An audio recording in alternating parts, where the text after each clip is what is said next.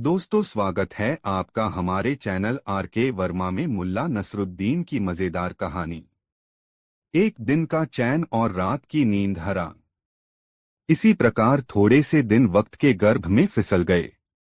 इसी बीच मुल्ला नसरुद्दीन की भड़काऊ हरकतों के कारण अमीर के खजाने को बड़ा भारी नुकसान पहुंचा। शाही रखाने को इतना अधिक घाटा हुआ था कि उसे सरलता से पूरा नहीं किया जा सकता। इस बार खैरात आदि से जितना धन प्राप्त हुआ था, पिछले वर्षों की अपेक्षा यह 10वां हिस्सा भी नहीं था। मजार पर जो घटना घटी थी, उसकी सूचना पूरे मुल्क में फैल चुकी थी। मुल्ला नसरुद्दीन ने लोगों के दिमाग में उन्मुक्त विचारों के ऐसे बीज बो दिए थे, जिसके दुष्परिणाम अब सामने आ रहे थे। 3 गांवों की रयत ने मस्जिदों के निर्माण के लिए चंदा देना बंद कर दिया था। चौथे गांव से मस्जिद के मुल्ला को बेरहमी से मारकर भगा दिया गया था। इन सब बातों को सोच समझकर अमीर बुरी तरह पगला गया था। उसने तत्काल वजीरे आजम को दरबार में तलब किया। हुक्म हुआ, छोटे बड़े सभी अधिकारी दरबार में हाजिर हों।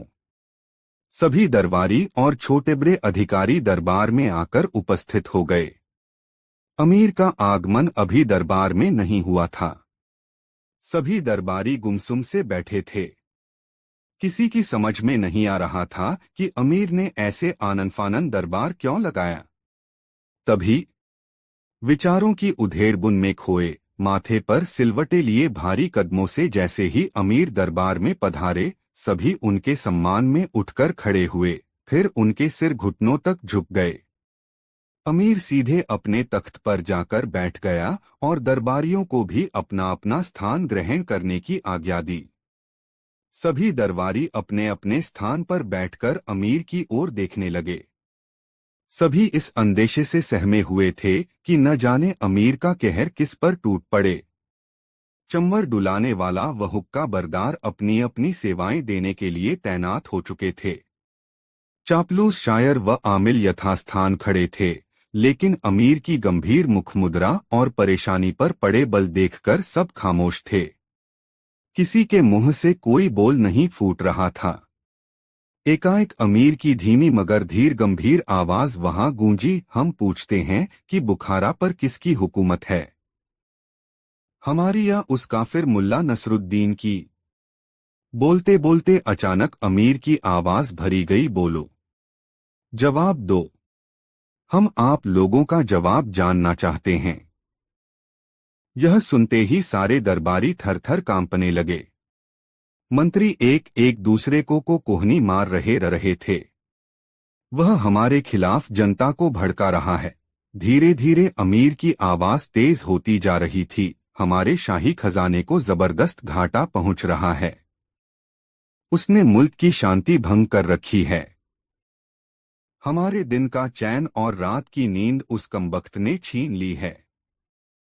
उस पाजी मुल्ला नसरुद्दीन को, जिसने पूरे मुल्क में कहर बर्पा किया हुआ है, कैसे ठिकाने लगाया जाए, यह जवाब हम तुम लोगों से मांगते हैं। ए इंसाफ पसंद अमीर, बेशक उस दुष्ट को ऐसी सजा मिलनी चाहिए कि उसकी रूह तक कांप उठे। लगभग सारा दरबार एक साथ बोल उठा। हम पूछते हैं कि अभी तक वह पकड़ा क्यों नहीं गया। इस बार अमीर की क्रोध भरी गुर्राहट सुनाई दी, अब तक उसकी गर्दन कलम क्यों न हो सकी। क्या वह नाचीज और बुजदिल कीड़ा इतना ताकतवर हो चुका है कि तुम सब मिलकर भी उसे मसल नहीं सकते? उसके गुनाहों की सजा दिलाना क्या तुम्हारा काम नहीं? क्या तुम लोगों को हथियार बोझ लगते हैं? क्या तुम सबके सब नामर्द हो?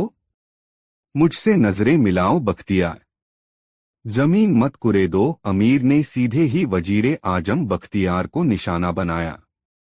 बख्तियार ने उठकर अमीर के सम्मान में सिर झुकाया, फिर बड़े ही अदब से बोला, ऐ मेरे अजीज अमीर, आप तो इस गुलाम की खिदमतों से खुद ही भली भांति परिचित हैं। जिस समय आपने इस गुलाम को वजीरे आजम का रुतबा बख्शा था, शाही खजाने को भारी लाभ हुआ था। मैंने सरकारी नौकरी पाने पर तथा दूसरी प्रत्येक चीजों पर कर लगाकर खजाना भरा था। मैंने छोटे सिपाहियों व कर्मचारियों के वेतन आधे कर दिए और उनके खाने पीने का खर्चा भी रियाया पर डाल दिया। तुम्हारी इन खिदमतों का जिक्र मैं पहले भी कई बार सुन चुका हूँ। अमीर गुर्राया, बार बार मैं यह बकवास नहीं सुनना चाहता। मुझे तो सिर्फ इतना बताओ कि मुल्ला नसरुद्दीन को कैसे पकड़ा जाए। हुजूर, इस बार बख्तियार ने कुछ अतिरिक्त हिम्मत बटोर कर कहा, अपराधियों को पकड़ना प्रधानमंत्री के फर्ज में शरीक नहीं है। हमारे राज्य में यह उत्तरदायित्व अरसला बेग साहब को सौंपा गया है, जो कि महल के पहरेदारों व सेना के सबसे बड़े अधिकारी हैं। बख्तियार ने बड़ी सफाई से अपनी बला अरसला बेग के सिर पर डाल दी थी। अमीर फौरन अरसला बेग की ओर पलटे। हाँ, बोलो अरसला बेग, तुम क्या कहते हो? जहां पना, इस गुलाम की खिदमतें आपको बखूबी मालूम हैं। मैंने कई बार जान की बाजी लगाकर मुल्क की हिफाजत की है। बेहतरीन किस्म के जासूसों को मैंने प्रशिक्षण दिया है। खामोश गुस्ताख, अमीर हलक फाड़कर चिल्लाया, कहाँ हैं तुम्हारे वो जासूस? मुल्ला नसरुद्दीन को क्यों नहीं पकड़ा उन जासूसों ने?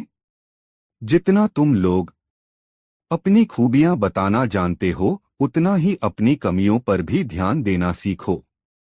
तुमने कभी सोचा है वह कौन सी कमी है मुझ में कि मुल्ला नसरुद्दीन जैसे एक नाचीज कीड़े को भी हम लोग नहीं कुचल सके, बल्कि उसने ही हमें घुटने टेकने पर मजबूर कर दिया है।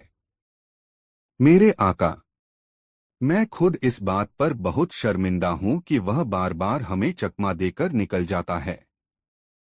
मैं समझता हूं कि अब हमें आमिलों की सलाह लेनी चाहिए। कसम मेरे बुजुर्गों की, तुम लोगों को तो चौराहे पर सरेआम फांसी दे देनी चाहिए। अमीर ने क्रोध में आकर हुक्का बरदार को एक थप्पड़ जड़ दिया। इसके बाद आमिल की ओर पलटे।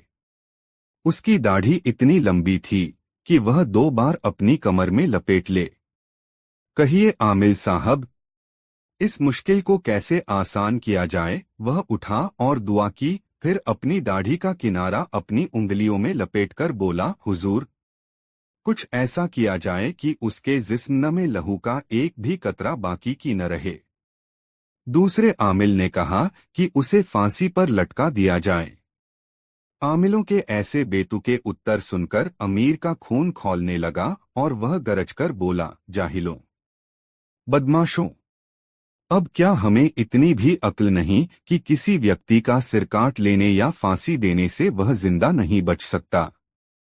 हमने पूछा है कि उसे पकड़ा किस तरह जाए, इस बारे में आप लोग कुछ क्यों नहीं बोलते? इस बाबत किसी ने एक अल्फाज भी नहीं बोला, बल्कि सब अपनी अपनी हाँक रहे हैं। एक बात आप सब लोग कान खोलकर सुन लें, यहाँ मौजूद अधिकारियों को वेतन तब तक नहीं मिलेगा जब तक कि मुल्ला नसरुद्दीन पकड़ा नहीं जाता। हम ये भी ऐलान करते हैं कि जो उसे पकड़वाएगा उसे 3000 तंकों का इनाम दिया जाएगा। तुम लोगों की बेवकूफ़ी, काहिली व लापरवाही से खिन्न होकर हमने बगदाद से एक नया आलिम बुलवाया है, जिसका नाम मौलाना हुसैन है। अभी तक वह अमीरुल मोमनान बगदाद के खलीफा की नौकरी में था। कहकर वह एकाएक इतना उत्तेजित हो गया कि सिपाहियों से मुखातिब होकर बोला, इन सबको यहाँ से भगा दिया जाए। यह आदेश मिलते ही सिपाहियों ने दरबारियों को बाहर खदेड़ना शुरू कर दिया। बौखलाए हुए से दरबारियों पर सिपाही बुरी तरह टूट पड़े।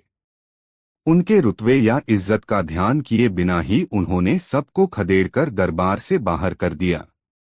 दोस्तों, वीडियो को एक लाइक जरूर कर दे। दो गुलजान से मुलाकात बहुत मजेदार कहानी। प्रतीक्षा की घड़ियां जल्दी ही समाप्त हो गईं और वह घड़ी आ पहुंची जब मुल्ला नसरुद्दीन को अमीर के हरम में घुसने का हसीन मौका मिल गया। गुलजान को एक नज़र देखने के लिए उसकी आंखें तरस रही थीं। हरम के मुख्य द्वार तक आते आते मुल्ला नसरुद्दीन ने रास्ते का पूरा नक्शा अपने दिमाग में बैठा लिया था।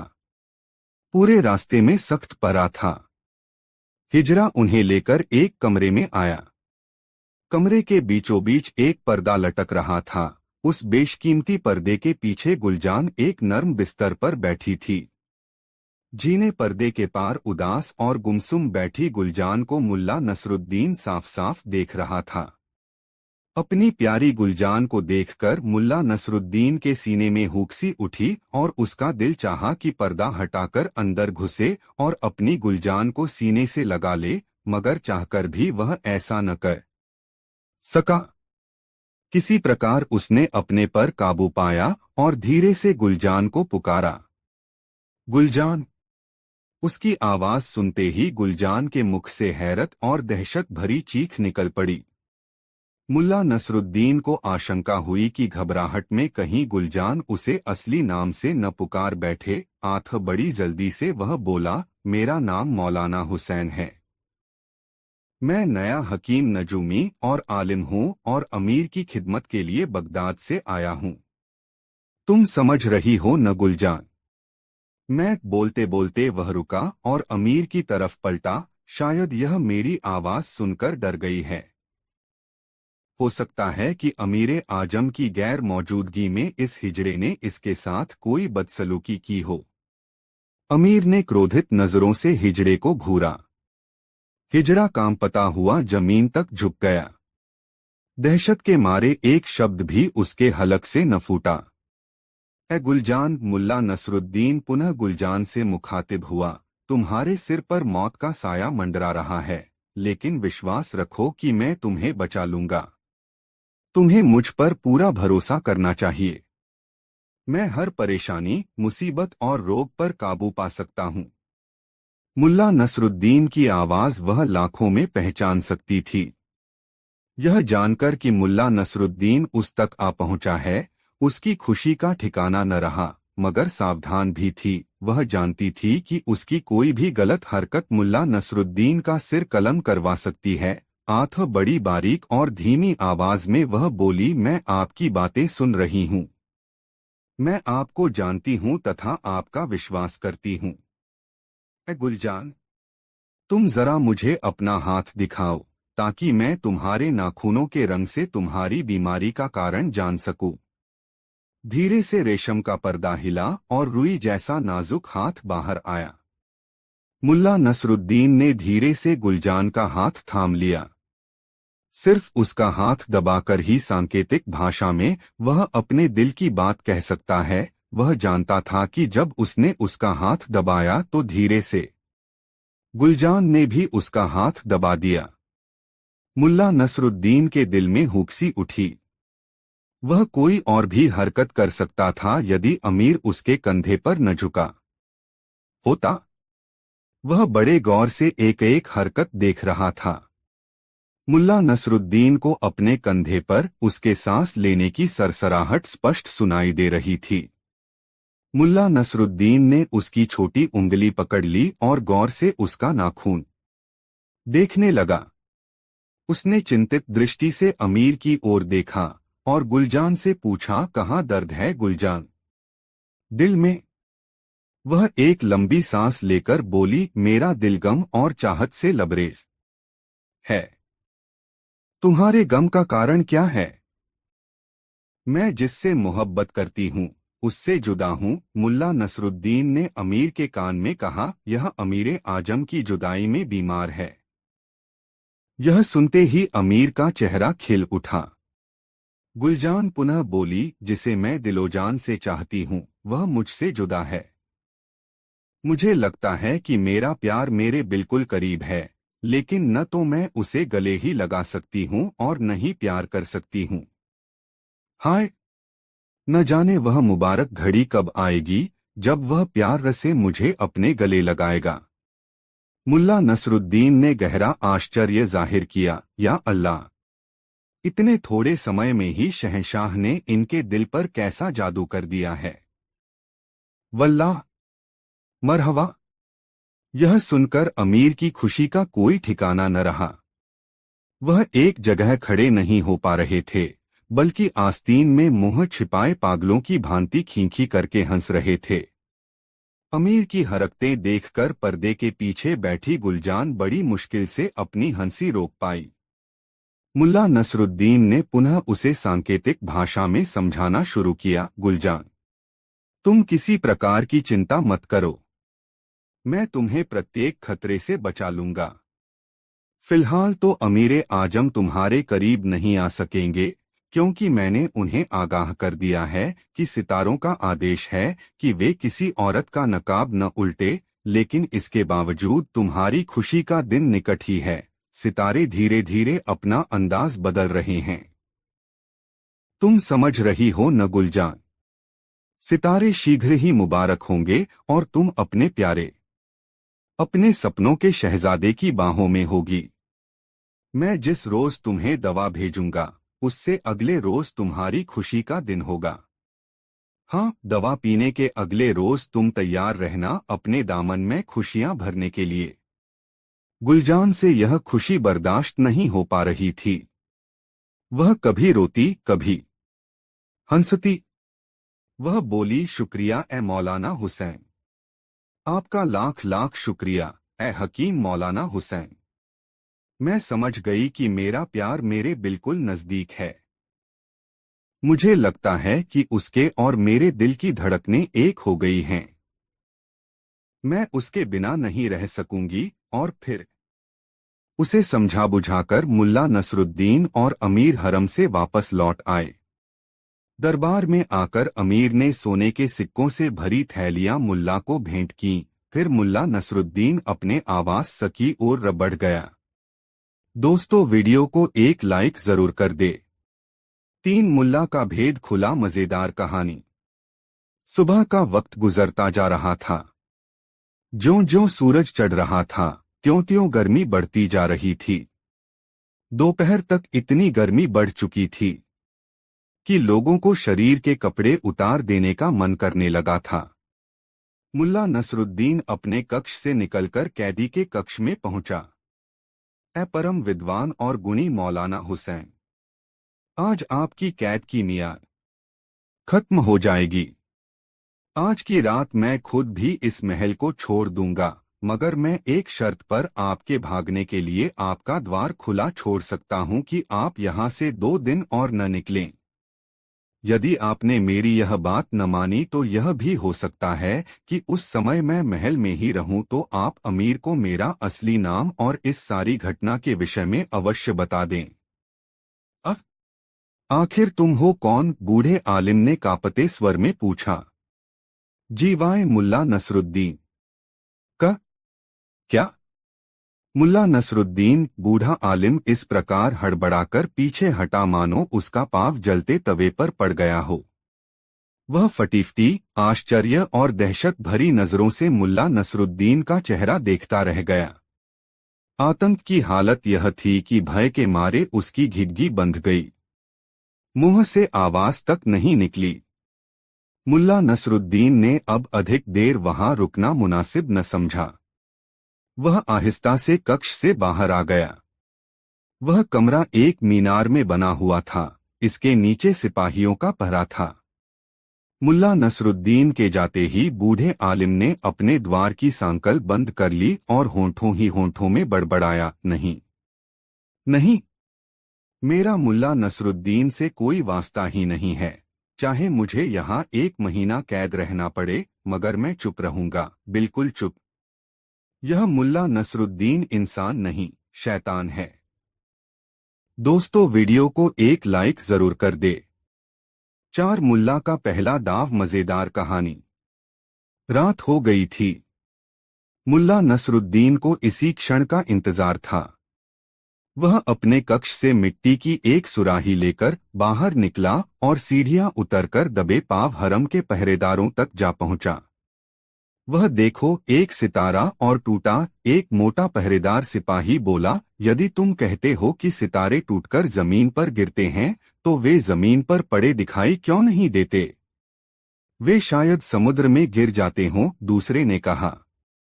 तभी मुल्ला नसरुद्दीन ने टोका, ऐ सिपाहियों, ख्वाजासरा पहरेदार हिजड़े को बुलाओ, मैं अमीर की नई रखैल के लिए दवा लाया हूँ। खबर मिलते ही ख्वाजासरा दौड़ता हुआ आया।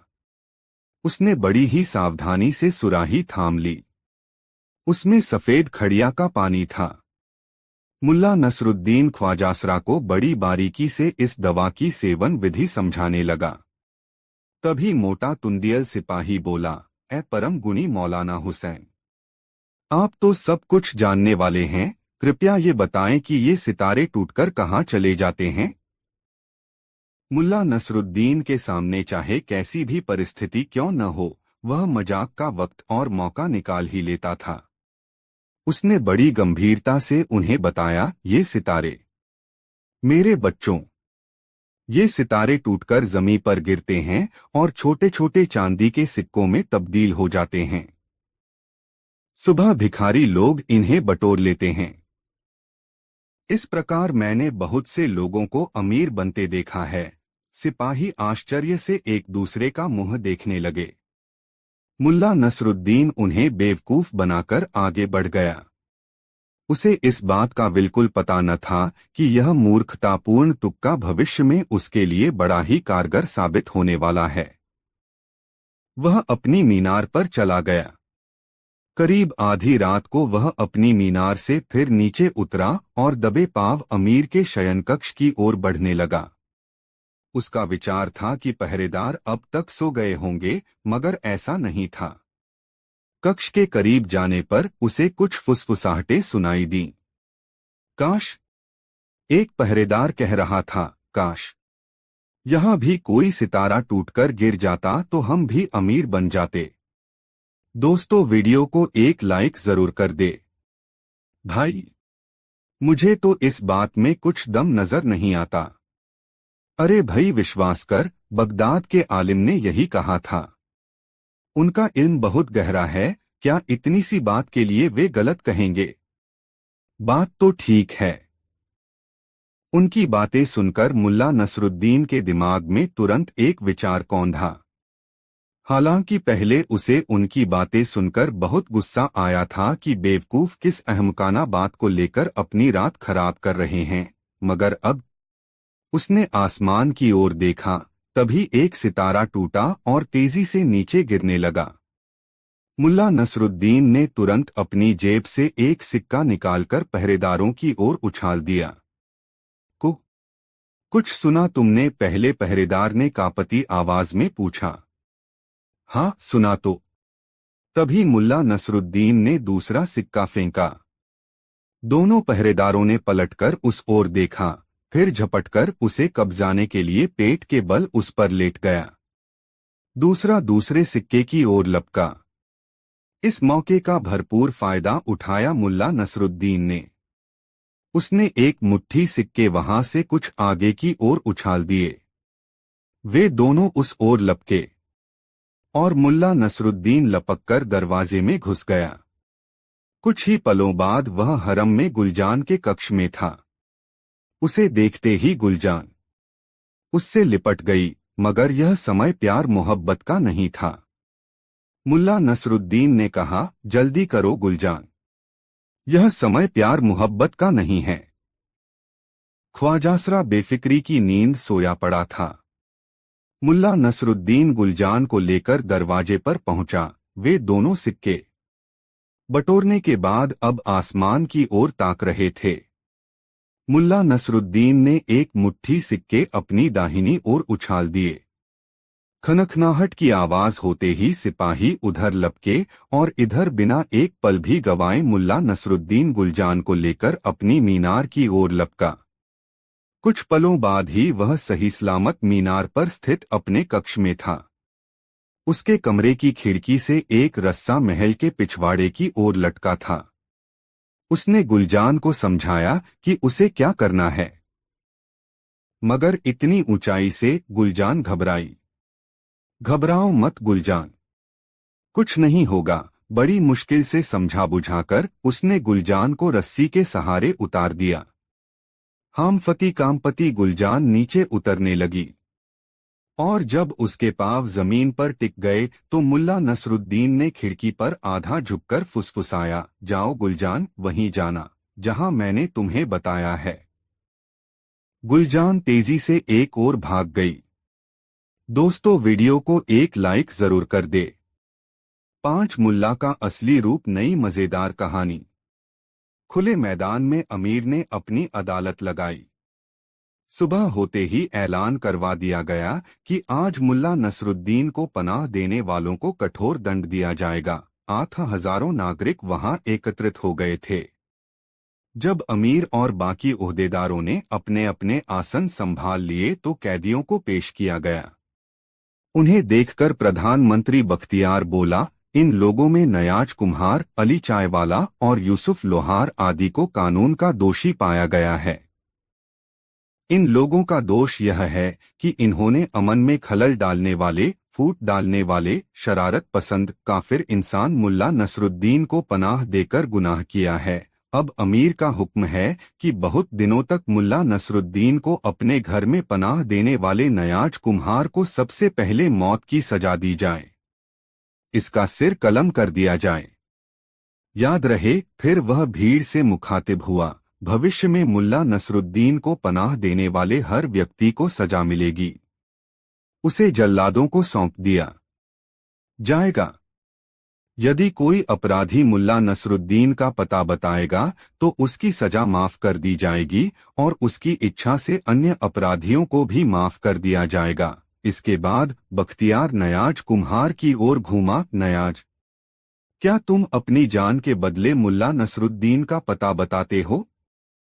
हरगिज नहीं, दृढ़ता से बूढ़े नयाज ने कहा। यह सुनते ही जल्लाद उसे घसीटकर लकड़ी के कुंदे तक ले गए। बूढ़े नयाज ने सिर झुकाकर कुंदे पर रख दिया।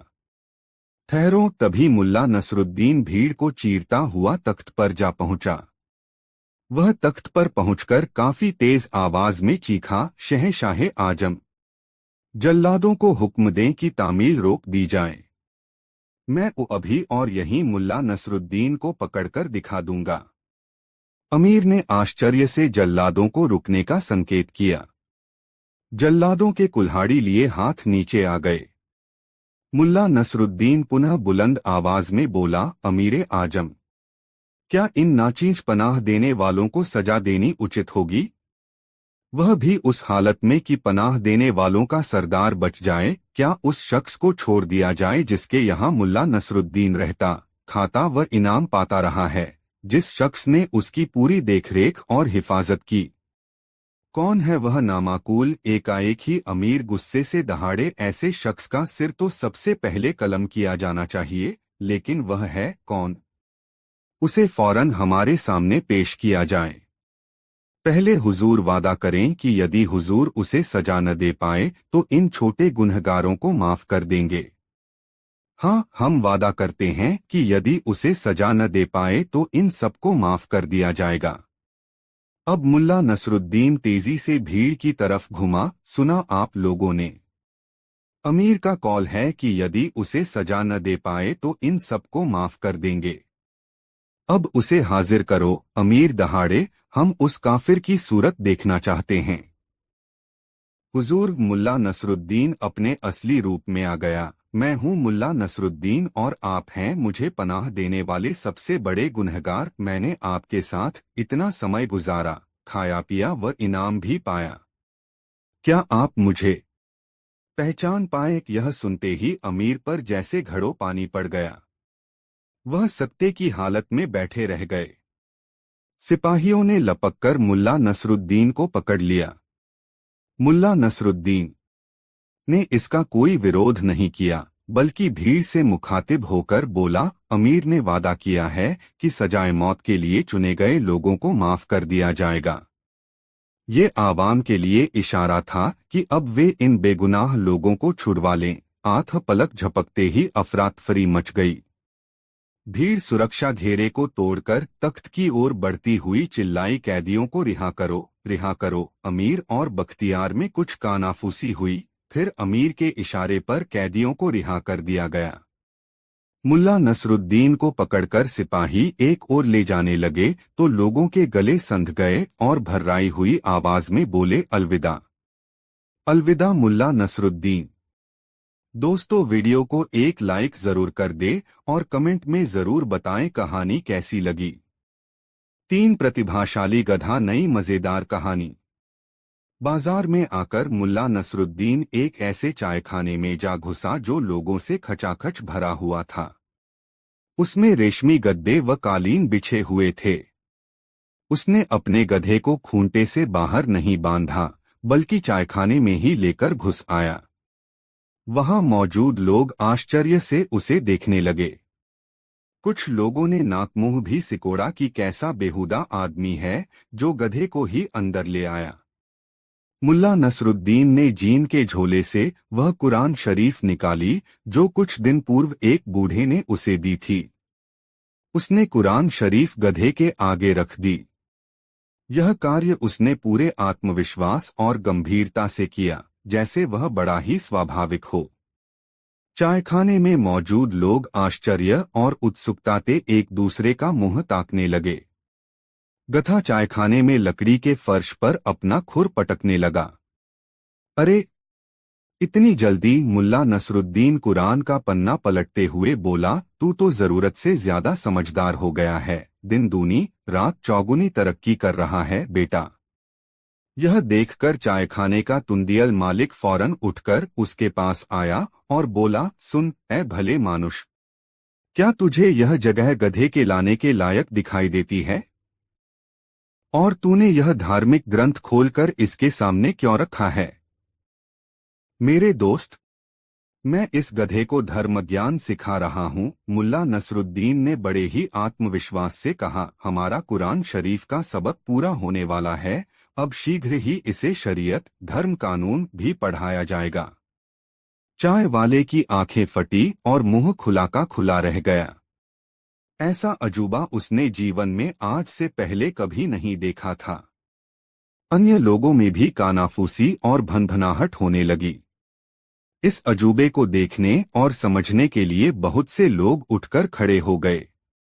गधे ने एक बार पुनः खुर पटका। बहुत खूब, बहुत खूब। मुल्ला नसरुद्दीन ने पुनः पन्ना पलटा। मेरे बेटे, थोड़ी सी कसर रह गई है। तू जरूर अरबी मदरसे में उस्ताद बनने के बस थोड़ी काबिल हो जाएगा। फिर वह तमाशबीनों की तरफ पलटा। बस इसके साथ यही कमी है कि यह किताब के पन्ने नहीं पलट सकता। इस काम में इसे किसी न किसी की मदद चाहिए। ऊपर वाले ने इसे बड़ा ही जहीन बनाकर भेजा है। जनाबे आली, इसकी याददाश्त तो कमाल की है। अल्लाह से बड़ी गलती लती हुई जो इसे उंगलियां न बख्शी। देखते ही देखते मुल्ला नसरुद्दीन के चारों ओर अच्छी खासी भीड़ जमा हो गई। अब मुल्ला नसरुद्दीन अपनी असलियत पर आ गया। समय कम था और उसे अभी काफी काम करना था। वह बोला, साहेबान, यह कोई साधारण गधा नहीं बल्कि शाही गधा है। हमारे अमीर का गधा है। एक रोज अमीर ने मुझे अपने पास बुलाकर कहा कि क्या तुम हमारे गधे को दीनियात सिखा सकते हो ताकि यह हमारे जैसा अक्लमंद हो जाए।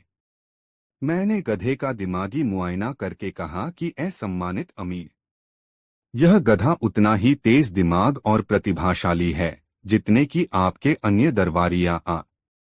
मैं इसे धर्मज्ञान दीनियात सिखाने का बीड़ा उठाता हूँ और दावे से कह सकता हूँ कि यह उतना ही विद्वान हो जाएगा जितने कि आप खुद हैं। और हो सकता है कि यह आपसे भी आगे निकल जाए, मगर इसके लिए 20 साल का लंबा समय लग जाएगा। बस यह सुनते ही अमीर ने शाही खजाने से मुझे 5000 सोने के तंके दिलवाए और कहा कि इसे ले जाओ और पढ़ाओ।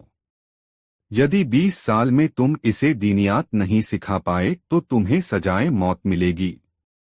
चाय वाला बोला, तो तुम अपने सिर को अलविदा कह दो। भला किसी ने गधों को भी कहीं कुरान व दीनियात पढ़ते देखा है? अरे भाई, बुखारा में ऐसे बहुत से गधे हैं। मुझे सोने के 5000 लंके चाहिए तथा ऐसे समझदार गधे रोजाना तो मिला नहीं करते।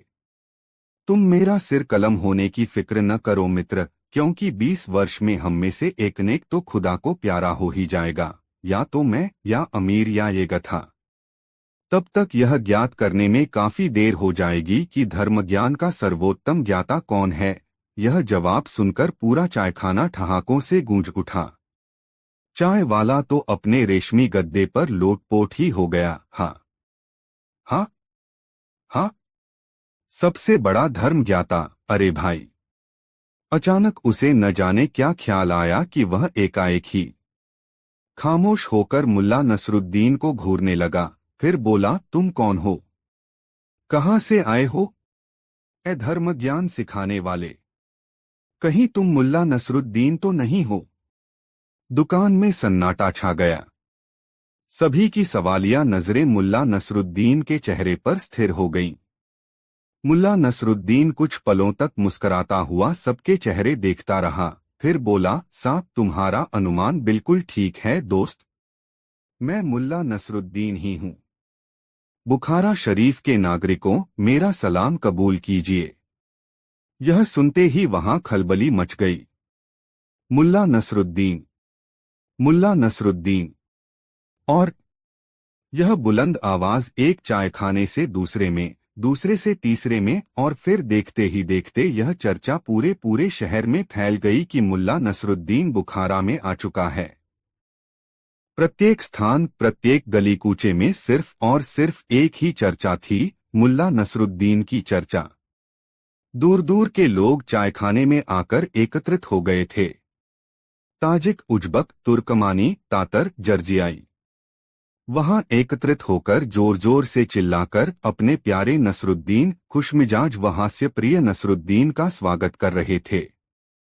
भीड़ बढ़ने के बाद किसी ने एक गट्ठर बढ़िया किस्म की घास गधे के आगे लाकर डाल दी। किसी ने जई का ढेर लगा दिया और किसी ने एक बाल्टी साफ पानी उसके आगे रख दिया। मुल्ला नसरुद्दीन बाहर चायखाने की बरसाती में आ गया। उसने अपने चाहने वालों को सलाम करके उनका हार्दिक अभिनंदन किया, फिर एक तख्त पर खड़ा होकर बोला, बुखारा के नागरिकों, मैं आप सबका तहे दिल से स्वागत करता हूं। आप लोगों से मिलकर मेरा मन खुशी से नाच उठा है। हम पूरे 10 वर्षों के बाद मिल रहे हैं। मैं जानता हूं कि आपके दिलो दिमाग में बहुत से सवाल कौंध रहे हैं। ऐ मेरे प्यारे देशवासियों, मैं आपके सवालों के जवाब गीत गा गा कर देना चाहता हूं। कहकर उसने पास ही रखा मिट्टी का एक घड़ा उठा लिया, उसका पानी फेंककर खाली किया और उसे बजा बजाकर गीत गाने लगा। मुल्ला नसरुद्दीन ने जब से होश संभाला था, तब से वह अमीरों, सूदखोर आदि के अत्याचारों को गीतों के रूप में गा गा कर जनता के सामने रखता था। अपनी कविताओं और गीतों में उसने अमीर और सूदखोरों पर करारे व्यंग्य कसे थे। अंत में वह लोगों से कहता कि जिस प्रकार एक रोज पाप का घड़ा फूटता है, उसी प्रकार अमीर का घमंड भी एक न एक दिन अवश्य ही चूर चूर हो जाएगा और जनता को उसके अत्याचारों से मुक्ति मिलेगी। यह कहकर वह घड़े को धरती पर पटककर चूर चूर कर देता था। इस बार भी गीत की समाप्ति पर उसने ऐसा ही किया। फिर जनता से मुखातिब होकर बोला, दोस्तों, नयाज कुम्हार को सूदखोर और अमीर के बेरहम फैसले से बचाने की कोशिश करनी चाहिए, उसकी मदद करनी चाहिए। आप लोग मुल्ला नसरुद्दीन को भली भांति जानते हैं कि वह सही समय पर लोगों का कर्ज चुका देता है। क्या कोई मुझे कुछ समय के लिए 4 सी लंके दे सकता है? यह सुनकर एक भिश्ती तेजी से आगे बढ़ा और बोला, भाई मुल्ला नसरुद्दीन, हम गरीबों के पास भला इतना धन कहाँ है? हमारा सारा धन तो भारी भारी कर चुकाने में ही चला जाता है, लेकिन मेरा यह नया पटका आप ले लो, शायद इससे कुछ मिल जाए। यह कहकर उसने अपना नया पटका मुल्ला नसरुद्दीन के कदमों में डाल दिया। इसके साथ ही लोगों में सरगोशियां सी होने लगीं। फिर जैसे एकाएक ही सामूहिक आंदोलन सा फैल गया। देखते ही देखते उसके कदमों में पगड़ी, पटके, रुमाल, जूते और बर्तनों आदि का ढेर लगने लगा। तुंदियल चाय वाले ने भी 2 बेहतरीन चायदानियां व तांबे की 2 तश्तरियां लाकर उसके कदमों में रख दीं। देखते ही देखते सामान का बड़ा सा ढेर हो गया। बुखारा के नेक व रहमदिल नागरिकों, मुल्ला नसरुद्दीन बोला, बस बस, बहुत सामान हो गया। अब मैं नीलामी शुरू करता हूँ। यह रहा भिश्ती का पटका, जो इसे खरीदेगा उसे प्यास नहीं सताएगी। ये रहे कुछ मरम्मत किए पुराने जूते जो कि के मक्का हो आए हैं। इन्हें पहनने वाले को जियारत तीर्थ यात्रा का सुख मिलेगा। ये सभी सामान बहुत सस्ते में बिक रहा है, जल्दी करो। मुल्ला नसरुद्दीन चिल्ला रहा था, मगर जनता गुमसुम सी चुपचाप खड़ी थी। अमीर और सूदखोर के अत्याचारों से दुहकी जनता की जेब खाली थी। दोस्तों, वीडियो कैसा लगा कमेंट में जरूर बताएं। 6 आखिर कौन? मजेदार कहानी। वह चला गया, मगर सभी के ज़हन में एक सवाल छोड़ गया, कौन था नेकी का यह फरिश्ता? तभी अपनी बुद्धि की पहुंच पर गर्वसा करता हुआ दाढ़ी वाला संतराश बोला, सारी दुनिया में बस एक ही आदमी ऐसा है जो यह काम कर सकता है। खुदा की कसम, इस दुनिया में एक ही शख्स ऐसा है जो इस तरह की बात कह सकता है।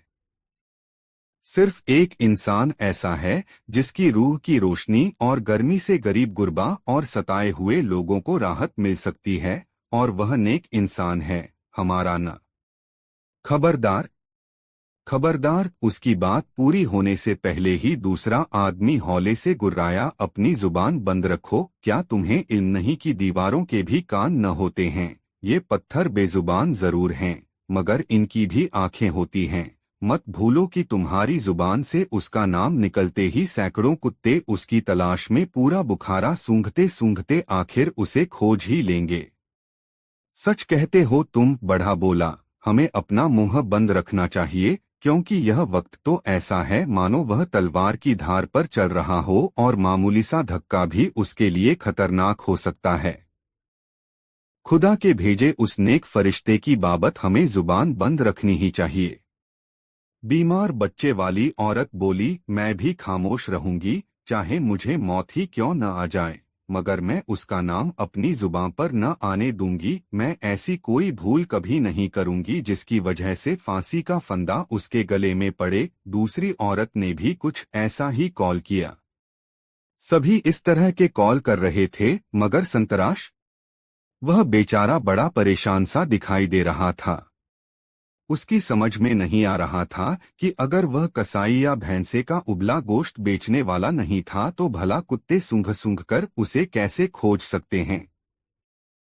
यदि वह मुसाफिर कोई नट था और रस्सी और तलवार पर चलता था तो जोर से उसका नाम लेने में क्या हर्ज है। यह औरत उस नेक इंसान को उसके पेशे के लिए रस्सी देने के बजाय मरने की बात क्यों रह रही है? वह बड़े असमंजस में पड़ गया। फिर उसने जोर से नथुने फड़फड़ाए और एक गहरी सांस ली। उसने सोच लिया कि उस विषय में वह ज्यादा नहीं सोचेगा, मगर फिर भी एक सवाल था जो उसके ज़हन से नहीं निकल पा रहा था, और वह था, आखिर कौन? दोस्तों, वीडियो को एक लाइक जरूर कर दे। साथ मुल्ला ने कसम खाई मजेदार कहानी। मुल्ला नसरुद्दीन हालांकि उन लोगों से काफी दूर आ चुका था, मगर अभी भी उसकी आंखों के सामने और किसी सूदखोर के सताए उन गरीब लोगों के चेहरे थिरक रहे थे। उस बीमार बच्चे के सूखे गाल व होंठ तथा हड्डियों के ढांचे जैसा शरीर पुर्जा पुर्जा होकर उसकी आंखों के सामने आ रहा था। उसके सामने घर से निकाल दिए गए उस बूढ़े का चेहरा थिरकने लगता था, और फिर बारी बारी से उन सभी के चेहरे उसकी आंखों के सामने आकर एक दूसरे में गुड़मुड़ होते रहे। फिर ऐसा हुआ कि एकाएक ही मुल्ला नसरुद्दीन का चेहरा क्रोध से तमतमाने लगा। वह अधिक देर तक गधे की पीठ पर बैठा न रह सका। कूदकर वह नीचे उतरा और गधे की लगाम पकड़कर उसके साथ साथ चलने लगा। फिर ऐसा हुआ कि उसकी चमकदार आंखें नफरत और क्रोध से सुलगने लगीं। उसने गुस्से से रास्ते में पड़े एक पत्थर पर जबरदस्त ठोकर मारी, मानो वह पत्थर न होकर गरीबों को सताने वाला अनजान सूदखोर हो जिसे मुल्ला नसरुद्दीन ने नफरत से ठोकर मारी हो। फिर रास्ते में आने वाले हर पत्थर को वह ठोकरों से उड़ाने लगा और साथ ही साथ कहता जा रहा था, ठहर सूदखोरों के सरदार, ठहर, मैं देखूंगा तुझे। एक न एक दिन तेरी मेरी मुलाकात जरूर होगी, और उस दिन तेरी शामत आ जाएगी और तू। फिर एक बड़े पत्थर पर उसने इतने जोर से ठोकर मारी कि वह लुढ़कता हुआ गंदे पानी के एक खड्डे में जा गिरा। नालायक अमीर, शैतान अमीर, अब तू भी कांपेगा, थर्राएगा, क्योंकि मैं बुखारा आ पहुंचा हूं मक्कार और शैतान जौ को। तुमने आवाम का बड़ा खून चूसा है, लालची और घिनौने लकड़बग्घो। इस आवाम पर जितने सितम तुमने ढाए थे ढा लिए, मगर अब यह सब नहीं चलेगा। उसने फिर एक पत्थर पर ठोकर मारी और क्रोध से बोला, तू सूदखोर जाफर, हमारी हालांकि आमने सामने अभी मुलाकात नहीं हुई है, मगर जल्दी ही होगी। मैं तुझसे आवाम पर किए गए एक एक जुल्मो सितम का बदला लूंगा, मैं कसम खाता हूँ बदला लूंगा, कहकर उसने फिर एक पत्थर पर ठोकर मारी। 8 कारनामों की चर्चे नई मजेदार कहानी। जब मुल्ला बाजार में पहुंचा तो वहां काफी चहल पहल थी। आसमान में शाम की सुरमई चादर तन गई थी। वातावरण में ठंडक का एहसास होने लगा था। चाय की दुकानों पर बैठे लोग भट्टियों के करीब सरक गए थे ताकि बदन में गर्मी बनी रहे। दुकानों पर रोशनियां हो गई थीं। ऊंटों के काफिले बाजार में आ रहे थे, क्योंकि कल सुबह बड़े बाजार का दिन था। दूरपास के व्यापारी वहां पहुंच रहे थे।